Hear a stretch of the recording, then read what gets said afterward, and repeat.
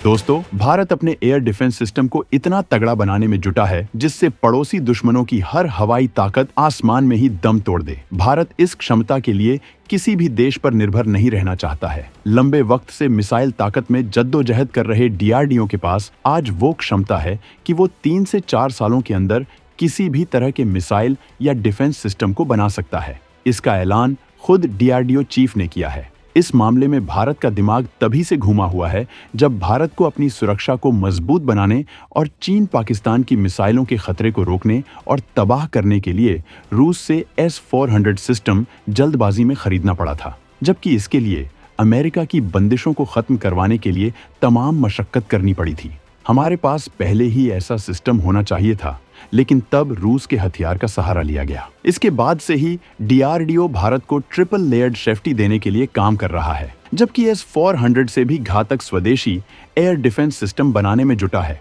इसकी ताकत के आगे इजरायली आयरन डोम और रूसी सिस्टम भी फीका साबित होने वाला है। इसी कवायद में भारत ने अपनी पहली और बेहद घातक पृथ्वी मिसाइल के भयंकर ताकत से लैस अपग्रेडेड वर्जन पृथ्वी 2 का सफल परीक्षण किया है, जिससे इसे डिफेंस प्रोग्राम में शामिल किया जा सके। तो दोस्तों, इस मिसाइल की ताकत, क्षमता और डीआरडीओ की इसे लेकर बनाई गई रणनीति को जानने के लिए वीडियो को आखिरी तक देखिए। भारत की स्वदेशी रक्षा ताकत के आप दीवाने हो जाएंगे। भारत अपने हर शहर को अभेद्य रक्षा कवच से कर रहा लैस। 3 स्टेप्स की रणनीति में पृथ्वी मिसाइलें हैं बेहद दमदार। पृथ्वी मिसाइल सिस्टम में पृथ्वी 2 को किया जाएगा तैनात। दोस्तों, पृथ्वी मिसाइल के जरिए ही पृथ्वी एयर डिफेंस सिस्टम तैयार किया गया था। अब इसे और ताकतवर बनाने के लिए पृथ्वी 2 का अलग-अलग टेस्ट किया जा रहा है, जिसके बाद भारत की रक्षा ताकत में बड़ा इजाफा होने वाला है, क्योंकि इसकी तैनाती का रास्ता अब साफ हो चुका है। इस खतरनाक मिसाइल की ताकत के बारे में हम आपको बताएंगे, लेकिन इससे पहले इस मिसाइल के इतिहास और डीआरडीओ की इसे लेकर रणनीति के बारे में बताना चाहेंगे। तो दोस्तों, पृथ्वी मिसाइल भारत की सबसे पहली बैलिस्टिक मिसाइल है। पृथ्वी को बनाने की शुरुआत 1983 में हुई थी। वैसे तो आज़ादी मिलने के तुरंत बाद भारत ने स्पेस और एटॉमिक एनर्जी के क्षेत्र में कदम बढ़ा दिए थे, लेकिन तब हालात इतने आसान नहीं थे। दुनिया में 2 गुट थे। भारत पर प्रतिबंधों का साया था। 1956 में भारत ने एशिया का पहला एटॉमिक रिएक्टर शुरू किया और इसके साथ ही देश की उम्मीदें परवान चढ़ने लगी थी। इस बीच देश को पहले 1962 और फिर 1965 और आखिर में 1971 की लड़ाई लड़नी पड़ी। वैज्ञानिकों और देश की सरकार को यह बात समझ आ चुकी थी कि पावरफुल बनने के लिए हमारे पास मिसाइल और परमाणु बम जैसे हथियार जल्द से जल्द होने चाहिए। शांति प्रिय देश होने के बावजूद भारत के लिए डिटरेंस के लिहाज से ऐसा करना जरूरी था जिससे दुश्मन भारत की तरफ आंख उठाने की जरूरत न कर सके, और भारत निकल पड़ा था घातक मिसाइल की खोज में। 1988 में 25 फरवरी को पहली बार इस मिसाइल का पहला सफल परीक्षण करके भारत ने दुनिया में तहलका मचा दिया था। लेकिन बदलते वक्त के साथ डीआरडीओ लगातार इसकी ताकत में इजाफा करता रहा। तब से लेकर अब तक इसके 3 वर्जन निकाले जा चुके हैं। पृथ्वी मिसाइल के तीनों वर्जन इस समय सेना में तैनात हैं। इस वक्त भारत जंग के खतरे को देखकर मजबूर रक्षा कवच बना रहा है। दुनिया भर की जंगों में जिस तरह से रिहायशी इलाकों को निशाना बनाया जा रहा है, उसके लिहाज से इस रक्षा कवच की सख्त जरूरत है। दुनिया इजराइल में हमास और हिजबुल्लाह के रॉकेट हमलों को देख चुकी है, जिसे इजरायली डिफेंस सिस्टम आयरन डोम ने काफी हद तक नाकाम कर देता है।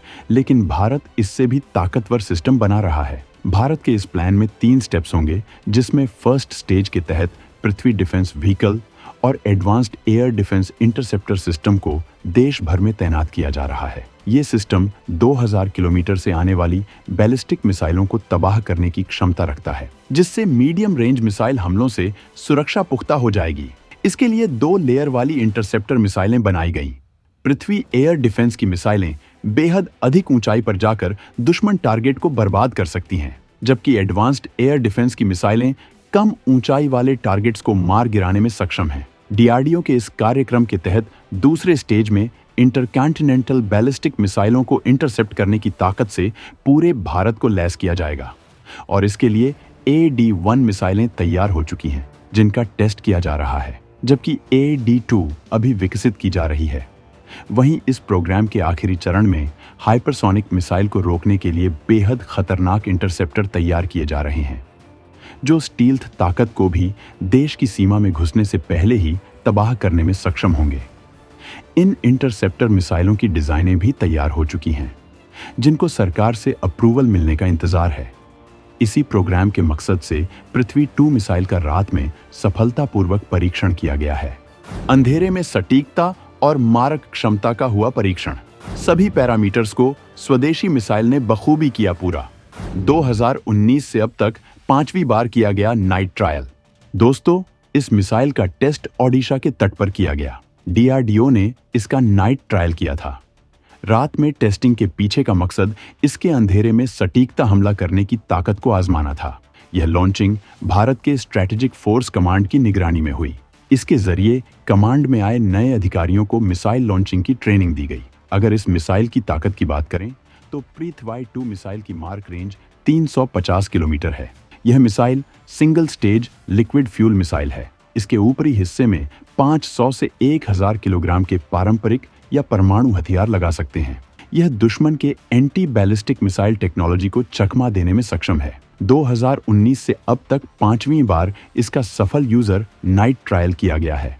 पृथ्वी 2 मिसाइल भारत की सभी मिसाइलों में सबसे छोटी और हल्की मिसाइल है। इसका वजन 4600 किलोग्राम है, लंबाई 8.56 मीटर है, व्यास 110 सेंटीमीटर। पृथ्वी 2 मिसाइल को खतरनाक तकनीक से लैस किया गया है। इसमें high explosive, penetration, cluster munition, fragmentation, thermobaric, chemical weapon और टैक्टिकल न्यूक्लियर वेपन लगा सकते हैं। पृथ्वी 2 missile strap down inertial navigation system पर काम करता है, यानी सटीकता में 10 मीटर सर्कुलर एरर पॉसिबिलिटी है। इन्हें लॉन्च करने के लिए 8x8 Tata transporter erector launcher की मदद ली जाती है। असल में पृथ्वी 2 मिसाइल का असली नाम SS-250 है।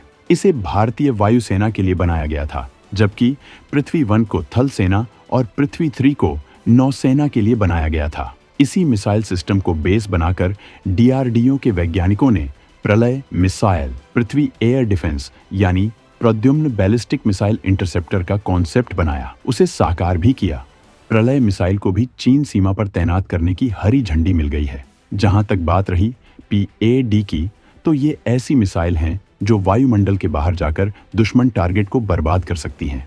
अंतरिक्ष में दुश्मन के सैटेलाइट को मार गिराने के लिए मार्च 2019 में किया गया मिशन शक्ति भी पृथ्वी मिसाइल की तकनीक पर ही बना है। एंटी सैटेलाइट वेपन मिसाइल एक पृथ्वी मिसाइल का ही अपग्रेडेड वर्जन था, जिसने अंतरिक्ष में एक पुराने सैटेलाइट को बर्बाद किया था। दोस्तों, भारत अपने रक्षा कवच को मजबूत बनाने के लिए कितना तेजी से काम कर रहा है, इससे समझा जा सकता है भारत ADAH और ADAM मिसाइलों को तैयार किया जा रहा है।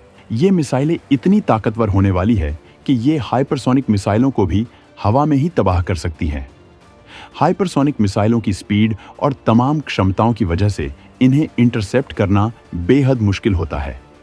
इसी वजह से भारत इन इंटरसेप्टर को तैयार कर रहा है जो 4 से 5 साल में तैनात हो सकेंगी।